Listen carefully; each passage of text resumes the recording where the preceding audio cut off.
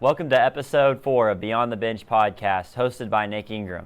Today, I have Pat Graham joining the show to talk about a lot of different things, including his time at Floyd Central, at IU, where he was coached by the legendary coach Bob Knight, how he's doing now coaching-wise, and also the current state of the Indiana program. Also, I'm sorry for the delay. I had some technology issues, as well as spring break, but we're back and we're ready for episode 4.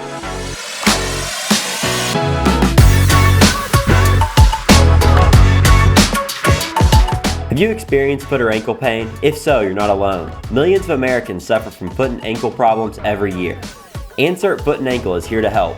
Dr. Ansert and his team have been serving Louisville and Southern Indiana for 26 years.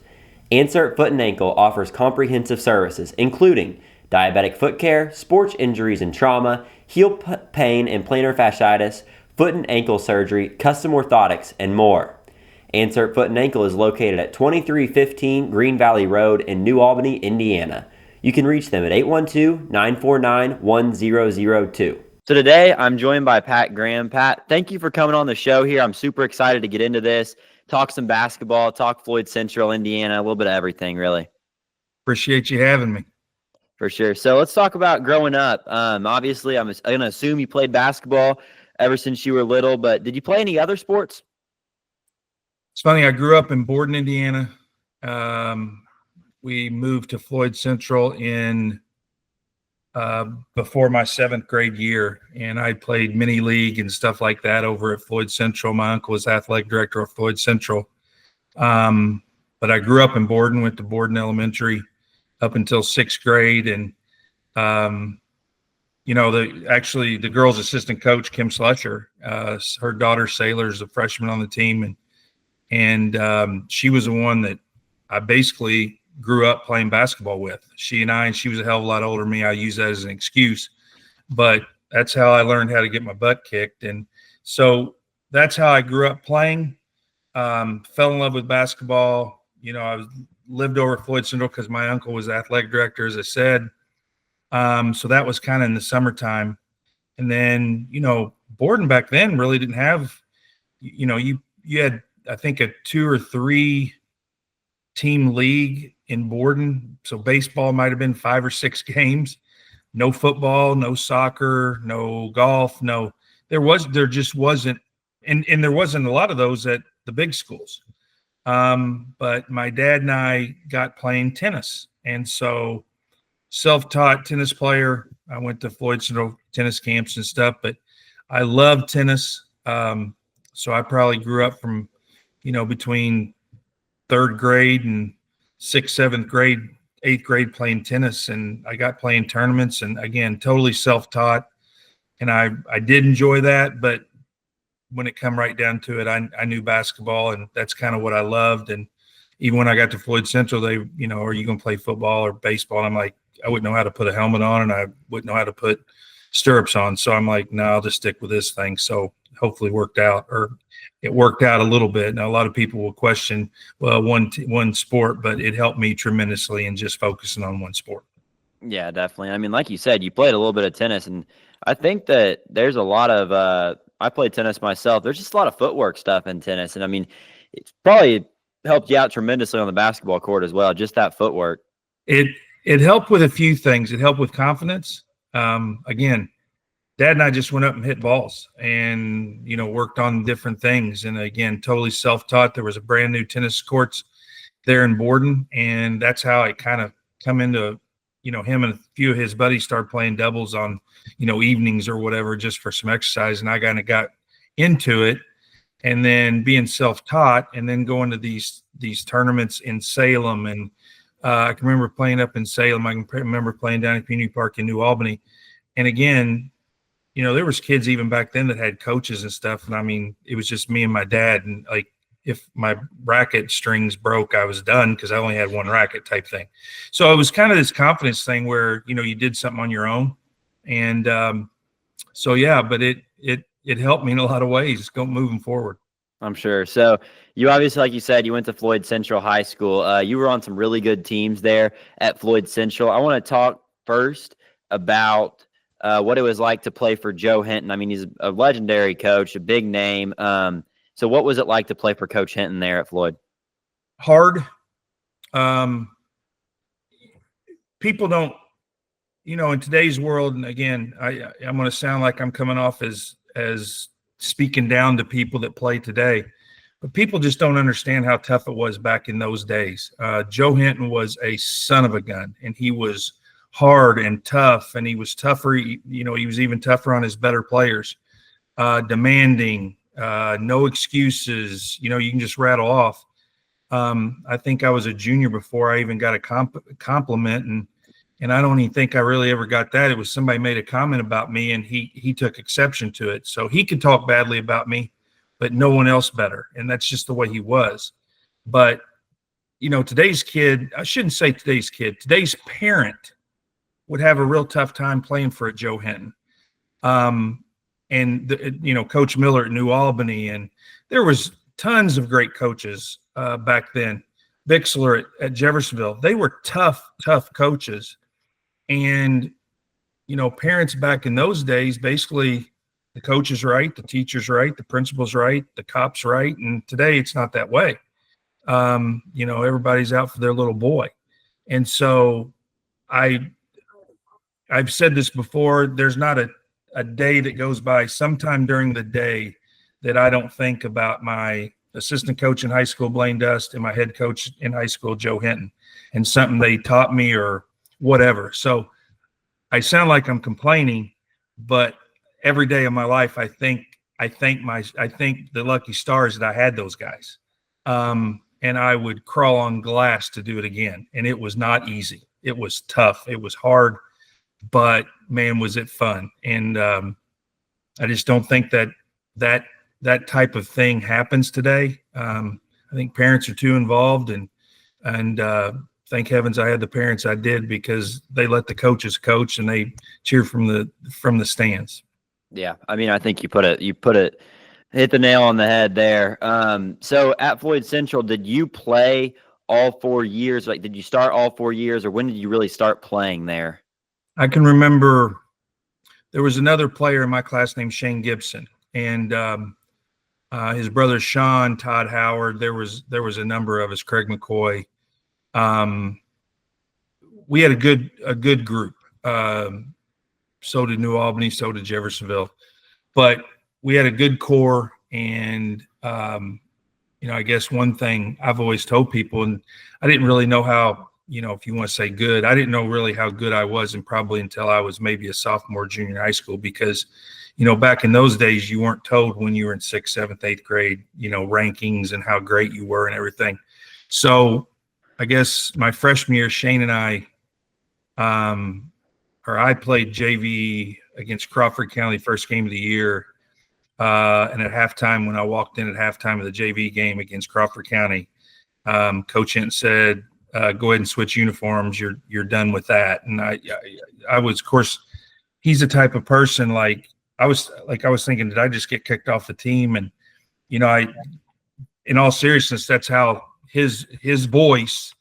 And he said, no, you're done. You're done playing JV. And so I played the first half of the first game of the year against Crawford County, I remember. And then, so I was strictly varsity.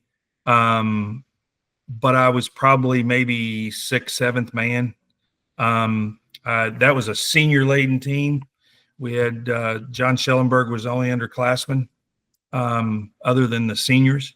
And then me and Shane played a little varsity. And so, I wouldn't say I was any good, but I could shoot it. So when teams packed in zones, I'd come in and play a little bit. And but the opportunity to practice against the varsity every day as a freshman, as a skinny, weak freshman, it made a big difference the next 3 years.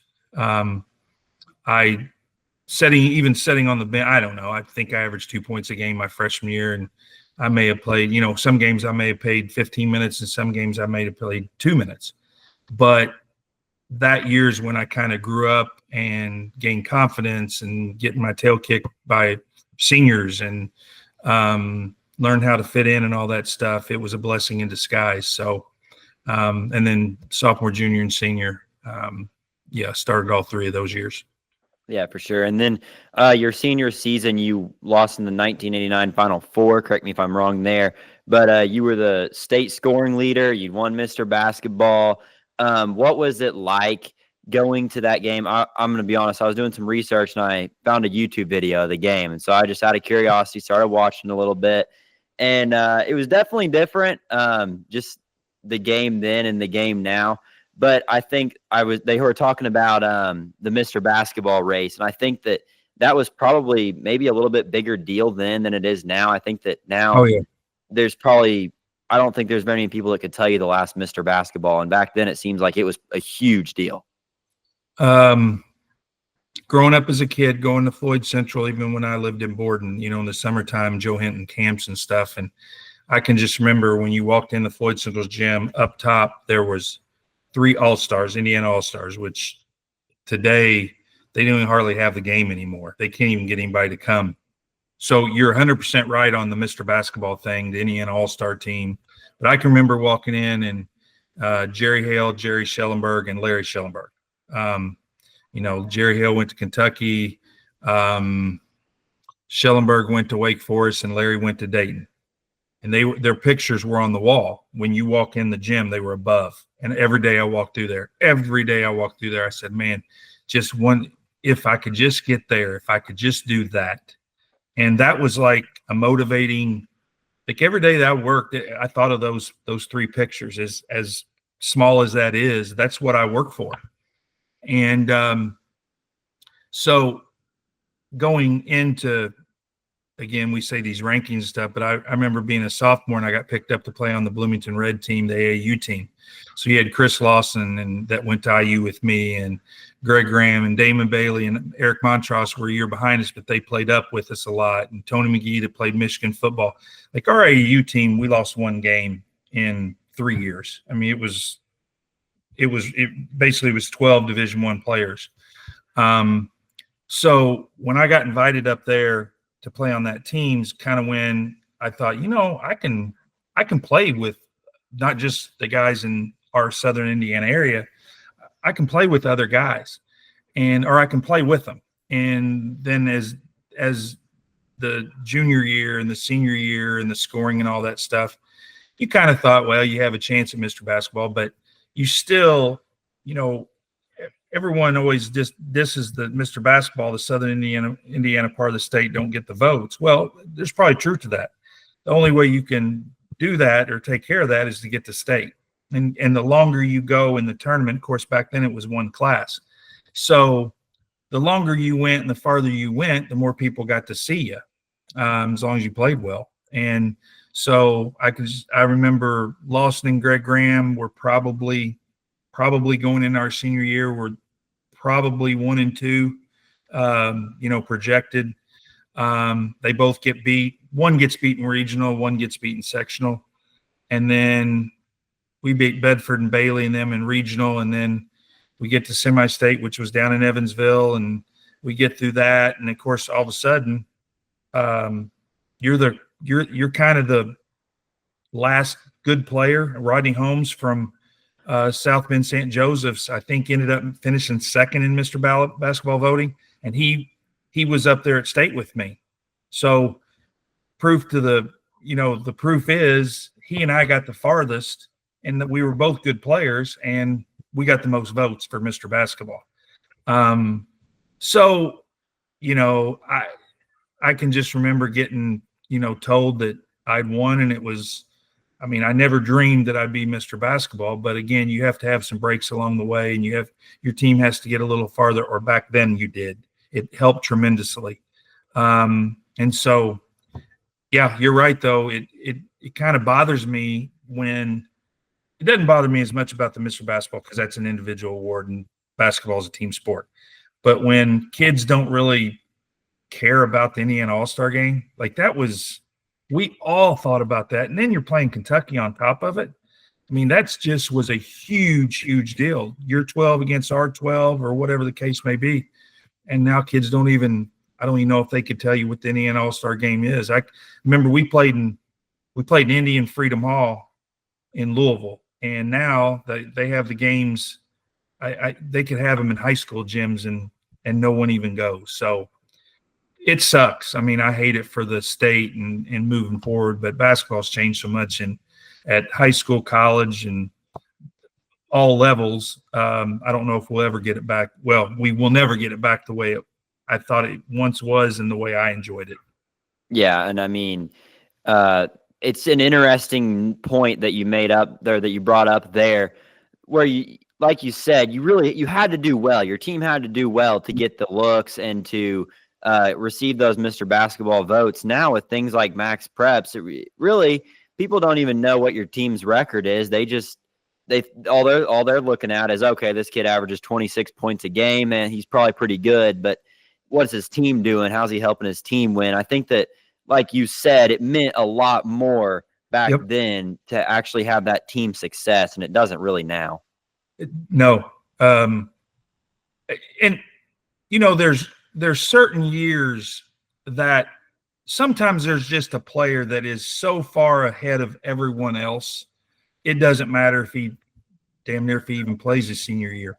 But I'll give you an example. The year before me, I always said the most talented player I've ever been on a basketball court with is a guy named Sean Kemp out of Concord. And, 6'11", high school phenom,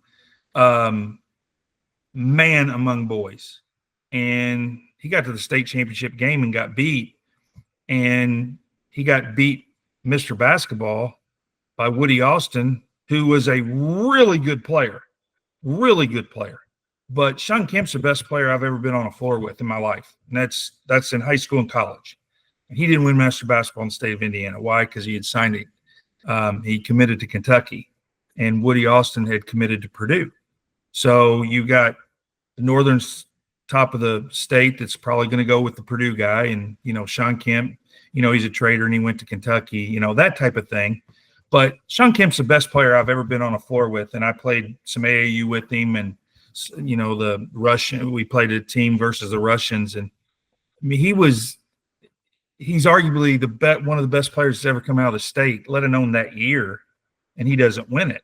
So there's a lot of things that go into it. I mean, signing in Indiana, of course, Greg and Lawson did too. So there was a lot of things like that come into the vote. I think sometimes the people who vote for certain things, the Hall of Fame or Mr. Basketball, it's sometimes the wrong group of people voting that probably maybe is not as knowledgeable or they have an agenda. And that's what's changed or has never changed. And I just don't like the agendas in voting for kids. Yeah. I mean, I agree. And let's talk a little bit about your senior season. Once again, you had a teammate, Shane Gibson. You and him averaged 50.5 points per game together combined. What was it like sharing the load with another guy? Obviously you were a phenomenal player, but you also had someone right there. If you weren't playing good, you could give him the ball too. Shane was, Coach Hinton even always talked about it. If Shane had played on a team without Pat Graham, Shane Gibson was not far behind Pat Graham. I mean, Shane was really, really good. But I can remember my junior year, we played at Bedford, and I twisted my ankle a game or two before we went up there, and I think we're up 16 in this. We may have been up 8 or 10 points in the start of the fourth quarter. Of course, Bailey shoots 16 free throws in the fourth quarter, and we lose. But I think Shane had 44 or something crazy, and I'm on the bench. So everyone knew that, and that was our junior year. I mean, everyone knew Shane could score. Then our senior year in sectional, whoever we were playing, it may have been Providence. I forget who we were playing, and I think it was Providence, and they did some special stuff to me and took me out of the game. And I think I had 20, I may have had 22 or 23. Shane had, I think, 48, 46. So when you had a dog in your corner, when, good luck. We played Evansville Memorial and semi-state down here, and I'm good friends. I live in Evansville now, and I'm good friends with their old head coach, Rich Razimus. And he said, scouting you guys, he said, our pick was well, do we take Graham out of the game and let the other 4 beat us, or do we stop the other 4 and let Graham get his, 35 or whatever? And he said, we didn't know what the hell to do because we knew Shane Gibson could score as many as you could, maybe and then some. So he said we didn't have a shot to play against you because of Shane. So yeah, it was kind of a Shane could play. I'll just say that. Yeah. So clearly the numbers, 50.5 points a game. You don't see that a lot. But let's switch it over to the recruiting here. What schools gave you interest? I mean, obviously you would go to IU, but I'm sure other schools were interested in you. What schools were they? Well, again, where you are and where I grew up, I always said I was 5-10 minutes from Louisville, University of Louisville. I was an hour and a half from Lexington. I was an hour and a half from Bloomington. And I was, 2.5, 3 hours from West Lafayette and Purdue. So I remember Michigan and Michigan State. I can remember a lot of these big schools. I mean, dream schools. I mean, again, I had to pinch myself, but they would call, but it was kind of like, look, these are the 4, and I never swayed from it. I knew I was going to go to one of those 4 schools. And it basically come down to Kentucky and Indiana. And, my dad despised Kentucky, and I grew up despising Kentucky.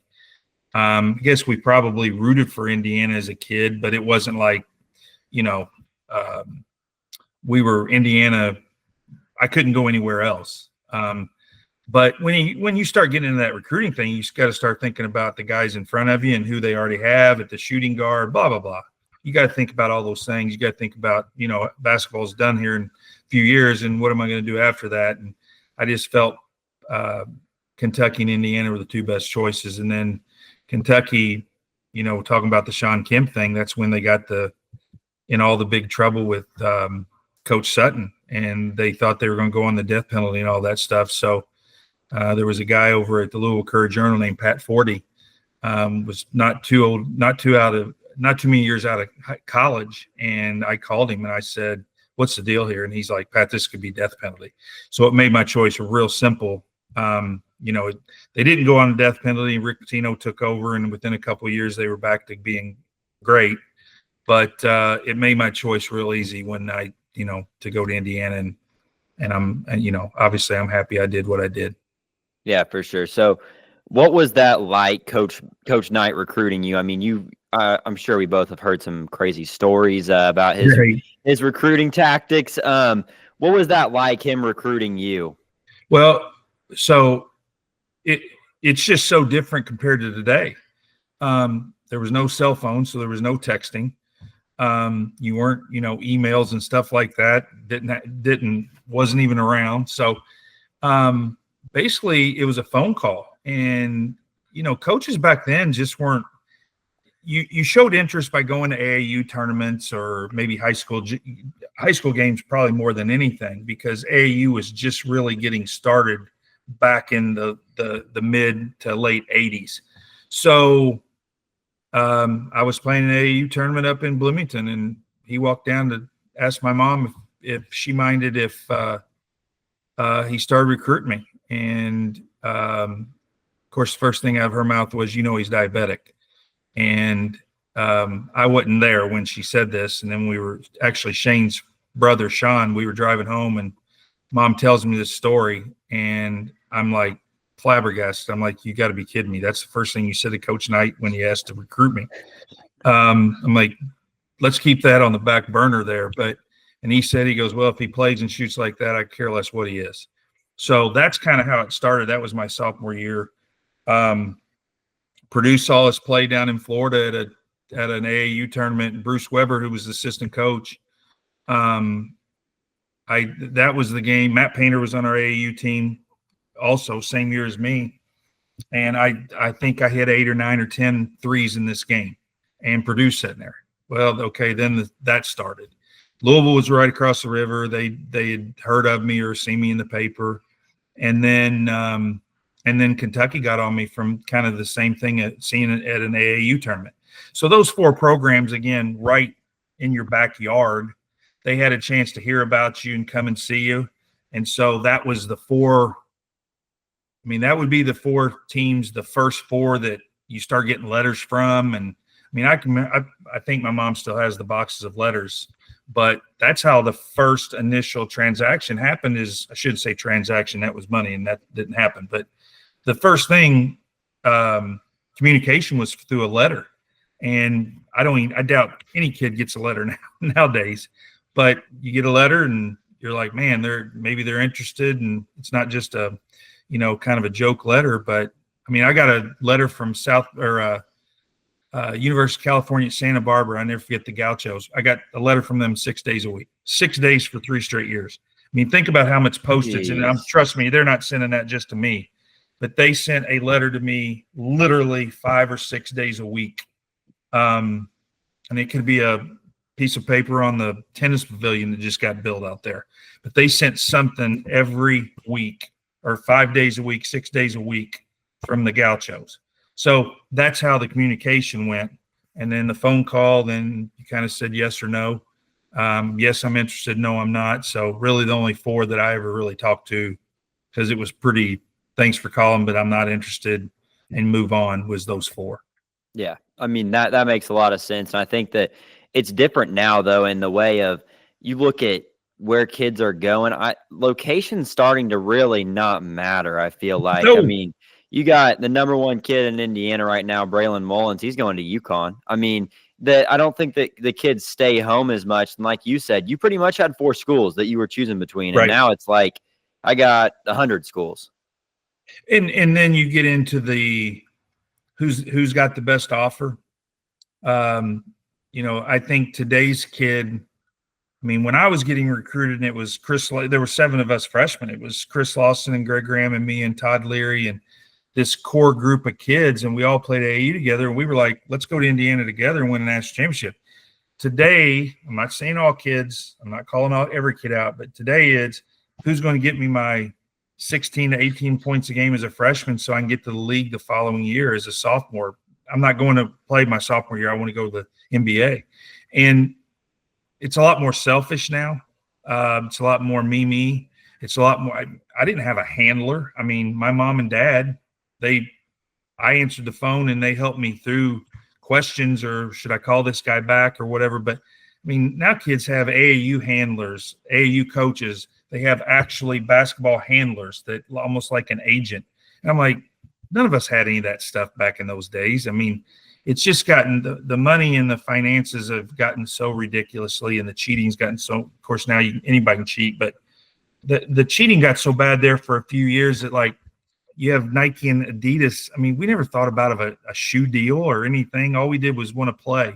So it's just changed so much. And that's why I was like, why would I look? I'm in the hotbed of basketball in the country. I am an hour and a half from Lexington and Bloomington. I'm 5 minutes from the University of Louisville, and I'm a little bit farther away from Purdue. And these are 4 of the best, college basketball programs in the country. I'm not going to UConn. I'm not going to UCLA. I'm not going to Florida. So that was just what I was based on. And I chose Indiana because of my teammates. Yeah, and I mean, you would go on to play at IU. Your freshman year, you averaged 7.7 a game.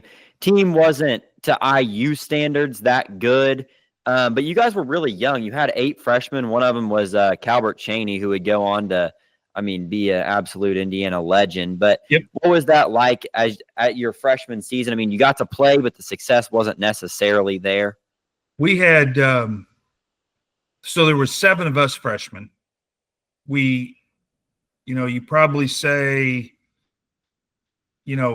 as far as the awards and everything, Greg Graham and myself were probably the 2 highest ranked, or whatever you want to call it. Now, we did have Funderburk coming from Ohio, who didn't play his senior year because he had transferred schools. And Funderburk was one of the top 5 players in the country, and didn't play his senior year. So when he was the best player, hands down, when we started there. And then, we started lifting and playing, and day 4 or 5, it's like we're all getting out of the showers, sitting there getting dressed. We're just looking at each other. We didn't know how to say it, but we're like, how good's Calvert? And a couple of the older guys like Jamal Meeks and Eric Anderson were like, dude, he's the best player on the team. And literally that's how quickly that got sprung on us.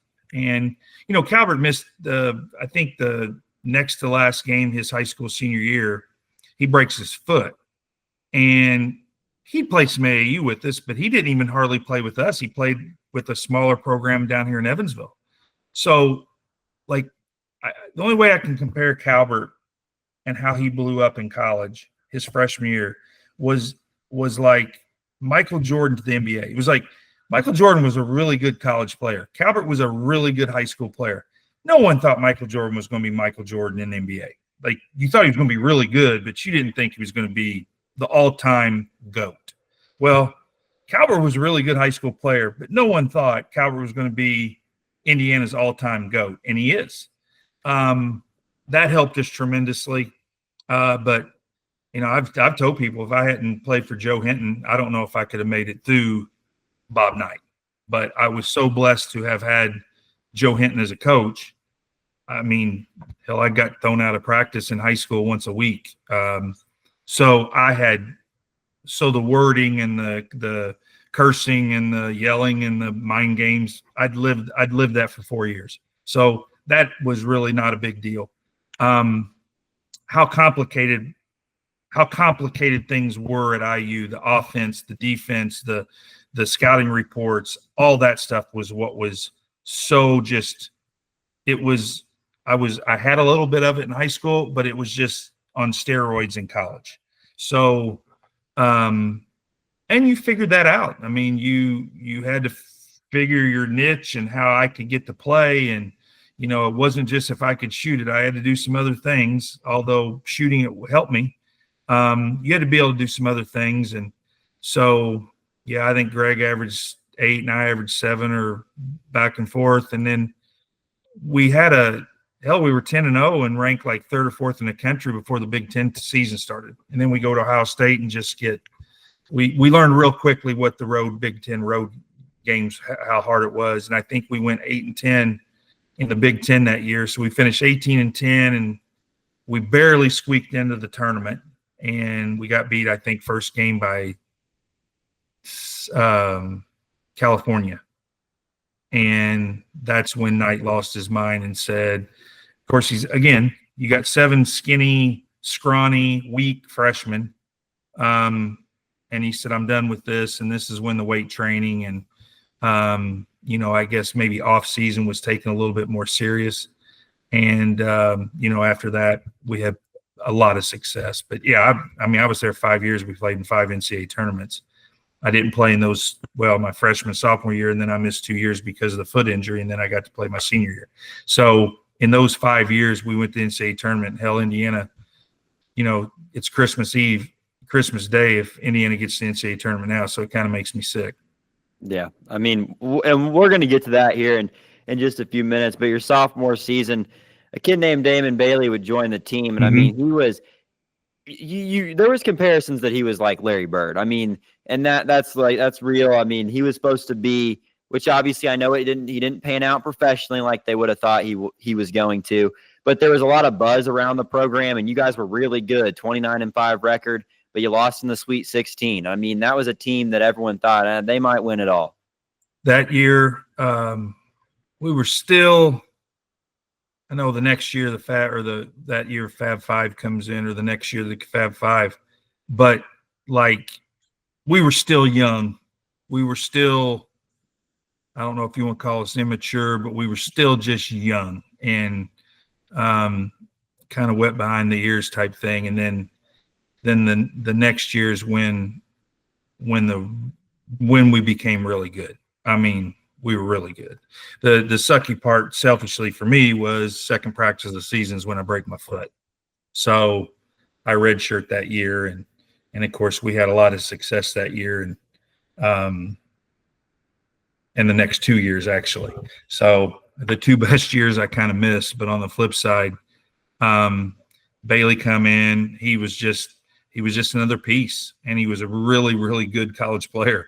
So he brought another piece to the team, and he fit right in. Like, it wasn't, again, Damon played for a great high school coach, Coach Bush. And so when you when you're in Indiana and you play these guys play for these great high school coaches, like it's almost like you have good parenting. You go to the military, you're disciplined and you're ready to go. Like it was kind of the same thing.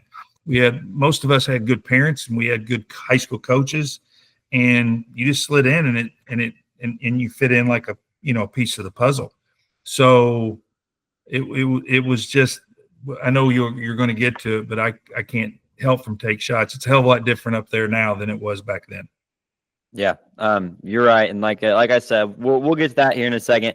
I want to talk about your senior season though first. You averaged 11.8 points. You shot a very impressive 57% from three, and you guys were once again really good. I mean, all the Indiana teams were good back then. It's not like it is now, but you guys were really good. You were upset in the Sweet 16 by Boston College, and what is that? Losing a couple of games. I mean, you lost in the Sweet 16 both of those years that you played your sophomore and senior season. But looking back on it, does that kind of sting, or was that just it is what it is moment? No, it's 100%. So the year we get beat in the Final Four, I guess my third year, when I broke my foot and redshirted, and I decided to redshirt. I could have come back at the very end of the season. And I just decided I didn't want to throw a whole season away for, 6 or 7 games. So I decided to redshirt. Coach Knight wasn't very happy with that, but it was my choice. And I said, I'm thinking I want to stay around you for another year. You should be that's probably not the smartest decision I made, but like I want to stay here another year. But then you look back on it, you think, okay, we get beat by Duke. If you play, does it help? I mean, like I've thought about it for a lot of years. I thought about that daily. Like, did I make the right decision? Henderson has an injury. And you think about that. Like you're thinking about, did you cost us? And Todd Leary and I have talked about this, and he's 100% right. We went there to win a national championship as junior seniors in high school. Like we all kind of decided, well, let's do it. And we didn't. And so, I mean, I had a great experience. I would go to Indiana again and play for Coach Knight and all that good stuff, but it was a failure. I mean, if you don't win a national championship at IU, it's a failure. And some people may say, well, that's harsh. But I said, I'm talking about my teams that I played on. So I think I've got the right to say that. But yeah, we did a lot of great things, and we won the Big Ten, and we did this, but we didn't win the national championship. And we were in that class of teams for probably at least 2 years, if not 3, and we didn't get it done. And some other team did. And, it's like Leary and Montross, they won the state championship my senior year, and it's great that I won Mr. Basketball and McDonald's All-American and led the state and score. I didn't win the state championship. So, I would happily trade Leary a state championship, and he can have the Mr. Basketball in a heartbeat. So yes, when we got beat by Boston College, the other bad thing about that was I think who the other team, Florida, I think upset Carolina before us or after us. So if we beat Boston College, I mean, Florida wasn't Florida, with Billy Donovan. Yeah. So if we get past Boston College and we got Florida to go to the Final Four, and we couldn't get past Bobby Curley and Boston College. So, because Carolina was the best team, but Florida upset them. I believe that's the way that worked. So, I mean, there's so much luck in that NCAA tournament and the draw and where you're playing and all that stuff.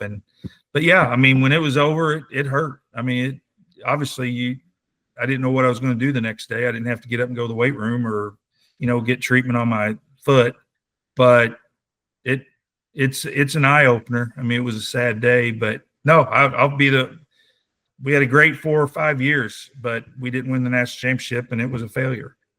Yeah. I mean, yeah, like you said, it's your team. You can obviously say that. Right. And relationally, Bob Knight, after you were done playing for him, did you stay in touch with him, or how did that work? Just out of curiosity. Well, so his son, Pat, was again, was the same year as all of us. He went to a prep school when we graduated. He graduated from Bloomington North. He went to a prep school for 1 year and then came to IU. And so when AAU, we all knew each other from AAU. And then when he got to IU, he and I were best of friends. He was in my wedding and all that good stuff. So when I graduated, I stayed obviously in touch with those guys. He still had another year with Alan Henderson and Brian Evans, and those guys were coming up after that. So I went back a lot of games. And so I knew, when Coach Knight, when you're playing for him, it's a different tone, I guess. Or maybe the words respect, there's a different respect. And after you get done playing, it's a different type of tone and a different type of conversation. So yeah, but then the divorce happened, which I call the divorce, the Indiana Bob Knight divorce happened, and he goes to Texas Tech. And that's when kind of the line got drawn, and you had to either pick Indiana or you had to pick Bob Knight. And that's when it got kind of goofy. You had to pick a side, and I'm like, I'm not moving to Texas. So, I'm still an Indiana fan. So, some people thought that was me, or not me, probably 70% of us guys. It was like, you're choosing Indiana over Bob Knight. I'm like, I'm not choosing no one. I can root for Coach Knight. I can root for Indiana. I don't have to pick one. And that's just the way I always felt. But yeah, you get called a traitor if you didn't move down to Texas Tech, to Lubbock, Texas. I said, my family's not moving to Lubbock, Texas. I'm sorry. Yeah. No, and while we got a few more minutes left here, let's just talk about Indiana now. What do you think has to change, especially now that Woodson's announced that he's done at the end of the season? What does Indiana have to do to get back to being really good? Here's how I answer that. I know it's a kid's show, so I can't say exactly what I think on a lot of things, but this is the most simple way I can explain it to people who may listen to this and say, okay, I get it now. I'm like, number one, I'm good friends with Matt Painter. Talked to him in last June in Indianapolis. What a coach, what a great guy, what a recruiter, all that good stuff. I said, who are we going to hire? Like, everybody goes, well, who do you want to hire? I go, well, I don't really care. Who cares who I want to hire? I said, here's what you got to, here's who you have to hire. The guy, when Matt Painter hears that Coach X, Y, or Z was hired, Matt Painter goes, damn, my job just got tough. I don't know who that is, and I'm sure there's more than one person. But I know the last coach, Matt Painter, was not fearful of. He knew his job recruiting the state of Indiana didn't get tougher. I want the guy who, and I'm saying this out of total respect for Matt Painter. Matt Painter's got to go, man, our job up here at Purdue just got real tough. Number one, that's what you got to do. The way you explain the next guy I want is the guy that I'm sure he's probably married and has children. I want his wife to not see him for 9 months, and I want his kids to not know who he is for 9 months. Like, you have to have a guy that eats, breathes, sleeps basketball, recruiting. I don't care what European. Who do we got anybody coming in from Europe? You have to be so manic to do the job the way you have to do it. Bob Knight had great assistants, but back then Bob Knight basically got to pick who he wanted to come play for him. Yeah. Dean Smith, Mike Krzyzewski. Back in those days, you could go basically pick and handpick your team. And then in Bob Knight's later years, he started losing a kid. The May kid from Bloomington North went to Carolina. He lost the kid to Arizona. He lost the kid to Notre Dame, like Ohio State. All of a sudden, Bob Knight, those kids, we talked about how things changed. Kids started saying, you know what, I don't have to stay here local in the state of Indiana. I don't have to go to Indiana, Purdue, or Notre Dame. I can go to Arizona. I can go to UConn. I can go, and that's when I think it stopped. this started. Now it's even gotten more competitive in recruiting, because now not only do you have to recruit against Ohio State, Purdue, Illinois, and Notre Dame, and Louisville, and Kentucky here in the state of Indiana, if you do want to go over to St. Louis, or you want to go to Virginia or Jersey to recruit a kid, you're going against everybody in the country, because UCLA is recruiting a kid from Jersey. Kids, we talked about it earlier. Used to, you're right, it was very local. Regional. I mean, you kind of regional type. Yeah. I mean, I was a good example, the guys I went to Indiana with. But nowadays, you're recruiting, it is a lot harder, because kids will go anywhere, and it's all about the NIL deal and that stuff. So you need a coach that's 100, 24/7, 20 hours a day. It is all Indiana basketball. And, the guy that's up there right now, that is not the way he did things. It was more of a, I wouldn't even say 9-to-5 job. And when Braylon Mullins goes to UConn because, he wasn't contacted enough for the kid that went to UConn, he committed to Indiana, and then he wasn't talked to after he committed for 3 months. I mean, I'm like, what? Like you text that kid every day.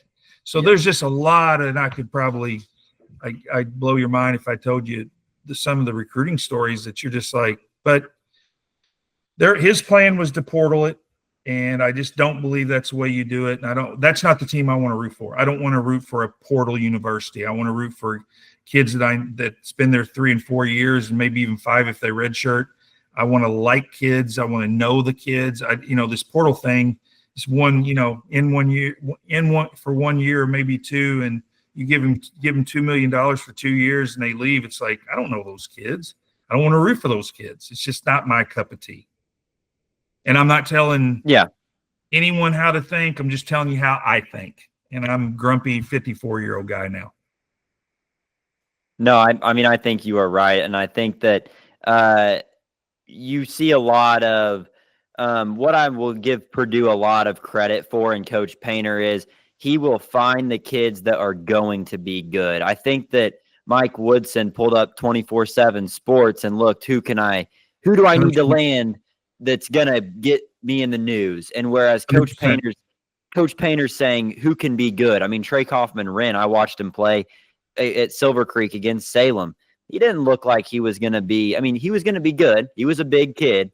But you wouldn't have sat there and thought this kid is going to be arguably the second best player on a really good Big Ten team. And I think that that's what Coach Painter does. He finds kind of the diamond in the rough in a way. And I don't think Indiana's doing that at all right now. Add one more thing to that. The Wren kid, he redshirts his freshman year. Yeah. And the Mr. Basketball that year was a kid named Caleb First, who was from a small school up near Fort Wayne, I believe. And Caleb may have started even his freshman year, maybe 6 man. But the Wren kid goes there as a big-time recruit and accepts that I'm going to redshirt. And now he's, I don't know the exact, but he's one of the, top 6 or 7 players in the Big Ten. Yeah, he's Big Ten first team. Yeah. Bingo. So you took a kid from Silver Creek, and he now is the starter. And the first kid, who was the big name coming out of high school, Mr. Basketball, all that good stuff, he is, I think, averaging 4 points a game. And I'm like, kudos. I don't know anything about the Wren kid. I don't know him. I don't know his family. I don't know his parents. But I'm like, kudos to that kid. But that's what I keep saying Nover, not Painter. That's what Painter saw. Like, this kid needs a year work. And now look what he's reaping the benefit. And we just go buy a kid from, Arizona for $1 million, and he comes in for 1 year. And by the way, I said this the other day to a guy, and he couldn't believe I said it, but I said it's true. I said, you can ask Calvert Cheney. I said, I'm a little different because I didn't play basketball for 2 years. And then when I got to play my senior year, it was like, you damn right I was all in. I was excited. They said, for the normal player, like, when you're a fourth-year player, senior, or maybe even a fifth year, like you're tired. I'm not saying did Calbert Chaney not work hard? No. But you can only understand, like, you play that way and you play that pressure and you got to go to class and God, coach is on your tail. And this is a 12-month, a year job. This isn't, we didn't just play basketball and then quit till the following season. It gets on you, man. And so when you're a fourth-year player, you're seeing you're tired. I mean, you're beat. If you play 5 years in the NFL or 6 year in NBA, I mean, you get tired. It's the same thing every day, blah, blah, blah. Well, you're giving kids $1 million to come play for your school, and they're in their fourth year. Well, do you think you're getting the best of that kid, or you think you're getting the tired part of that kid? It's the same thing. And they don't even know what Indiana school colors are. They're just coming in for a paycheck. So, yeah, again, I'll get back off on the tangent, but it wears me out when you think you can make a team full of transfer portal guys from this school and this school and this school and this school. Well, Indiana's playing, I won't say good, but they're playing better. They played all year, but it took them almost the whole year to even get to where they are now. And I don't know if they deserve it or they're going to get in. And I'm so tired of watching them, it doesn't matter. But you can't put a team together with portal and think it's going to work. I think you got to use it to get a player or two. You lose a kid to the NBA, but you got to still go through the high school. And that's the way. It still goes back to the old school way of what I like doing, and I like to know the kids' names. I like to know where they're from, and I like to see them grow as struggle as a freshman and get a little bit better, and have some success. And those days are over, or were over at Indiana until a new coach gets there. Yeah, and I mean, the last thing I will say about the Indiana stuff is, I think for me, it's just I go to a lot of games. I love Indiana basketball. I mean, I grew up watching Cody Zeller. I mean, oh yeah, you know how it is. Like, I love the team, and you look at like Ballo said after the game, Trey Galloway said similar. Look at Galloway. He's in his fifth year. He's gave everything he had to IU.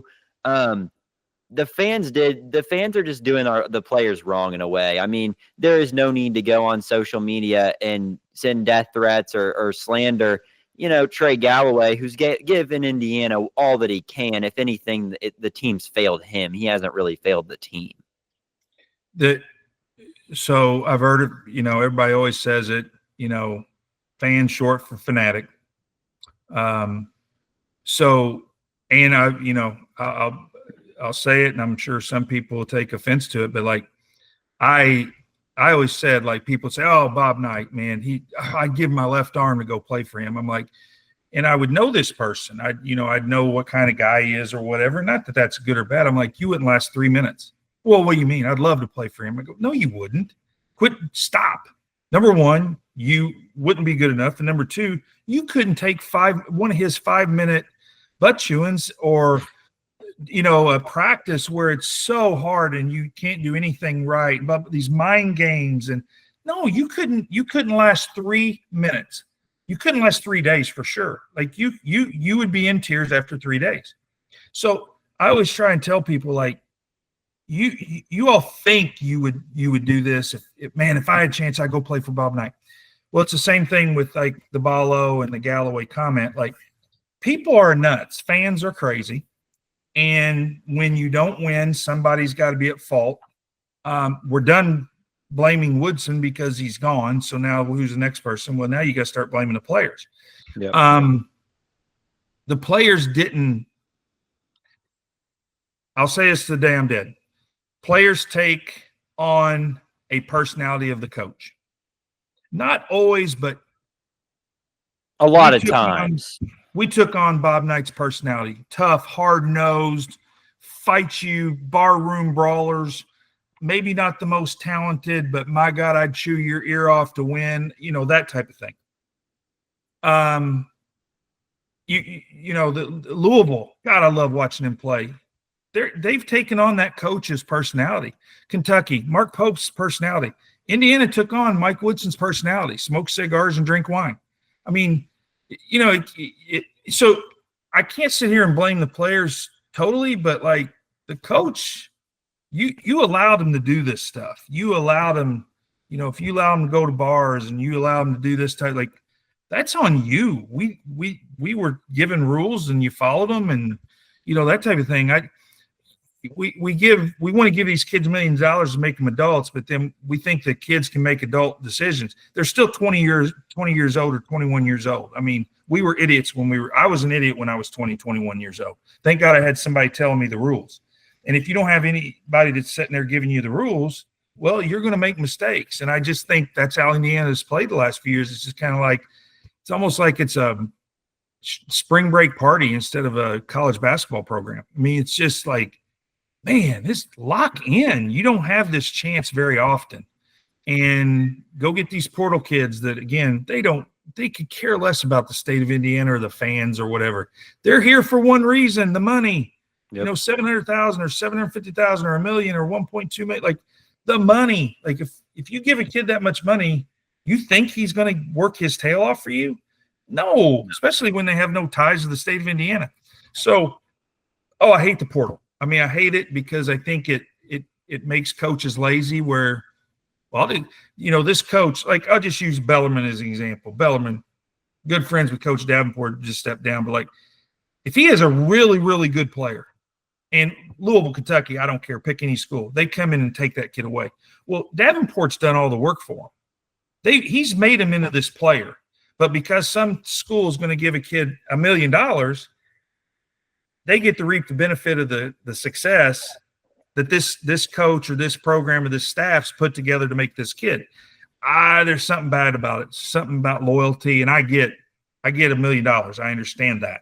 Yeah. But there's just something backwards about it that I just don't think fits in the same puzzle. Yeah, and then I got one more question for you before I let you go here.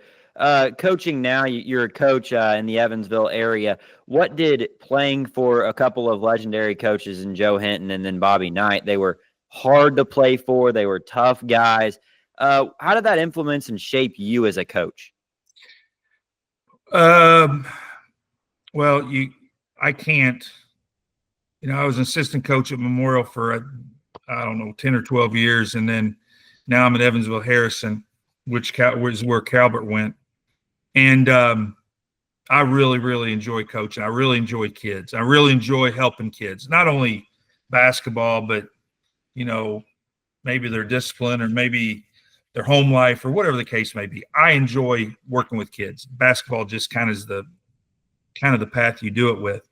But it's changed because you can't treat kids the way you could back in those days. Kids are different. Parents are 1,000% different.